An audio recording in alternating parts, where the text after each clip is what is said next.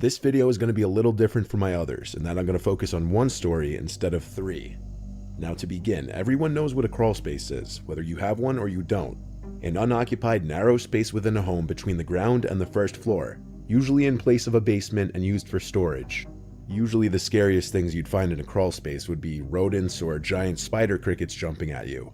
But Jake Binger found something much more disturbing than any creepy creatures in his crawlspace. In a nice area of Firestone, Colorado, Jake owns his own house where his girlfriend lives with him. Jake had met his girlfriend, who remains nameless, at a comedy club in town, and the two hit it off and would eventually start to date. At some point during this time, she opened up to him about her old abusive ex. She described her ex as a ticking time bomb, how he could at times be very sweet, and that she loved his more gentle side, but that he could switch to a completely different person just like a flick of a switch. And in this alternate personality of his, he was a very aggressive, scary man who would do things like fight bouncers at bars or punch holes in walls when angry, or even sometimes getting physical with her, and he got angry rather easily. Things would become so rocky between the two that eventually she would end things with her ex, but he didn't take that news well. She feared that her ex was stalking her parents' house at late hours of the night because either she or her parents would hear sounds from the backyard, like the gate slamming shut or the backyard shed door closing. Her ex disabled all forms of social media after the breakup, and she became so concerned for her well-being that she decided to move in with her current boyfriend Jake. Now you may be wondering, what does this have to do with anything?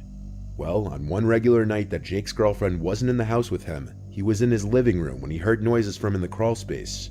He moved from his living room to his kitchen and sat at the island for a while, continuing to listen and hearing strange occasional thumping sounds from directly below him. It was at this time that he started to record a video for his Snapchat story, assuming what he was hearing was an animal of some kind, such as a raccoon.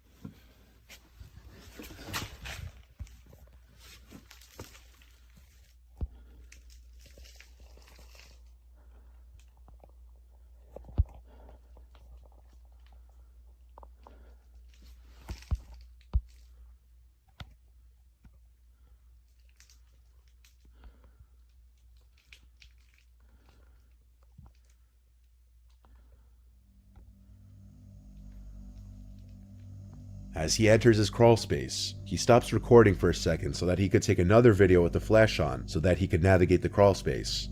The crawlspace appears to be mostly empty aside from some boxes that were tucked into one corner.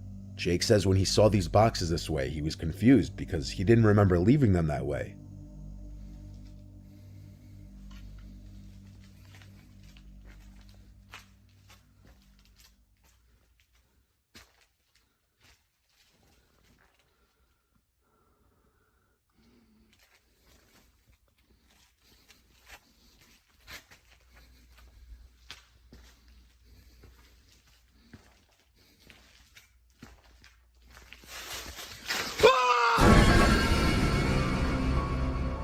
As Jake walks deeper into the crawlspace where the left side expands further down, Jake says he heard a noise in one corner, like pebbles being scraped on the concrete floor.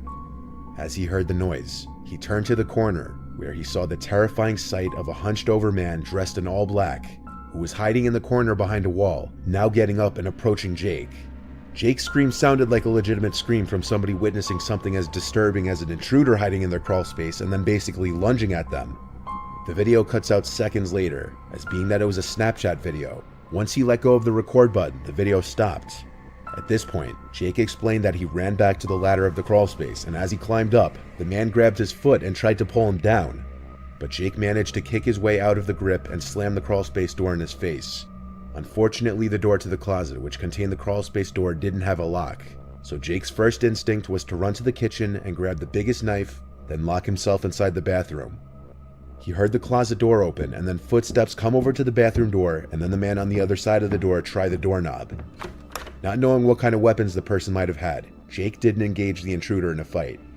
Instead, he silently called 911 and kept the line going, and eventually, he heard footsteps quickly leave the house out the front door. Now Jake told the 911 operator about the break-in, and so police came to the house, conducted a quick investigation, and a police report was created for the incident. Jake's girlfriend refused to come to the house after hearing of the incident, because she swore left and right that the man had to be her ex. It's impossible to make out any notable facial features on the man in the video. Jake says he saw that the man was wearing a black mask and his head was covered by a hood, which you can kind of see in the video.